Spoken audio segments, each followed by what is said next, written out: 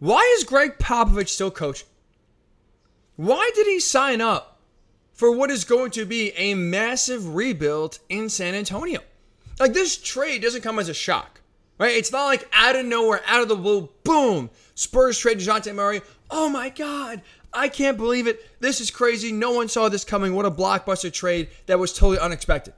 This has been rumored for a while. So Gregg Popovich, for sure, knew heading into this offseason, yeah, it's most likely our best player is not going to be here. It's most likely we're not going to pay him, and instead we're going to already start to collect as many picks as possible and enter a rebuild.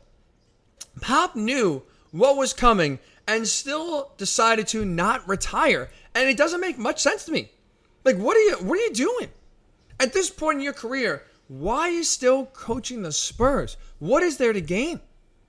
Like, you look now, you take DeJounte Murray off San Antonio. This is one of the worst rosters in the NBA, by far. And they're not going to win many games. They struggled even last year when they had DeJounte Murray. This team's going to be even worse.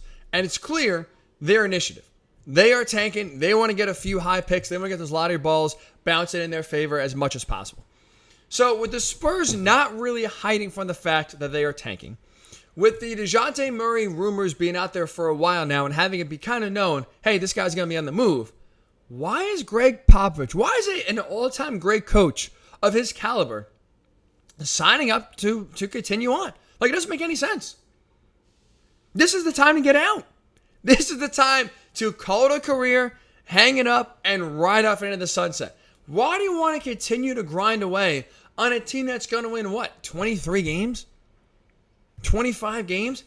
Like, Popovich is insanely accomplished. There's nothing left for him to prove. Clearly.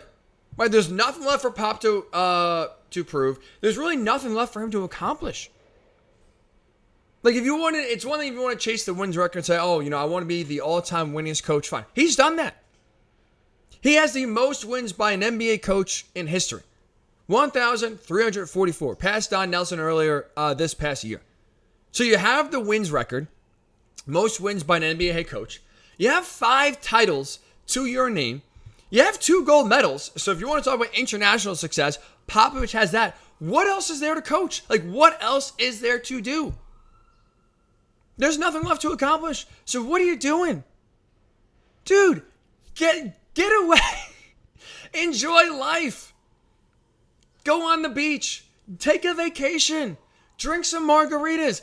Don't give a care in the world. Especially for someone who hates the media as much as he does. Who disdains media access more than anyone on this country. I mean, he hates the media and the free press, maybe more than some of these dictators in other countries. Right? Anytime you have to give a press conference or an interview, Popovich gives you one word and he looks upset doing it. So he clearly hates talking to the media, which is not, really a reason to coach anyway, but he despises that part of the job. You lose your best player, DeJounte Murray. Your team is tanking. You got no talent on the team. You already have the most wins in NBA history. You have 5 championships. You have 2 gold medals to add on top of it as well. What is Pop doing? Why are you sticking around? For what? Like, are you really going to grind through this season and then retire? Like, I think the end of the road is soon. I would be surprised if this time next year, Gregg Popovich is still coaching the Spurs. So I think officially, unofficially, however he wants to do it, I think this is his last year as a head coach in the NBA. Why? Why go out this way? Why go out on a team that's going to be one of the worst in the NBA? Enjoy life, man. Hang it up. Spend some time with your family. Do anything but grind away and get frustrated and upset watching young players make mistakes and being nowhere near what is a title contending team. Like, I was trying to rack my brain before. Have we seen a coach or a player that has been so accomplished stick around for what is going to be the bad years? Like Tom Brady. Tom Brady's still playing, obviously, but he left New England, which we thought was going to be unthinkable.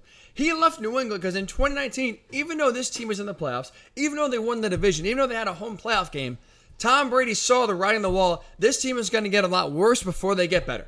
Like, my chances of winning another Super Bowl in New England are minuscule at best. So he got out. He wasn't going down with the ship. He wasn't, not that they're ever going to be like a 4 or 5 win team. He was not going to stay in New England to have it get to that point.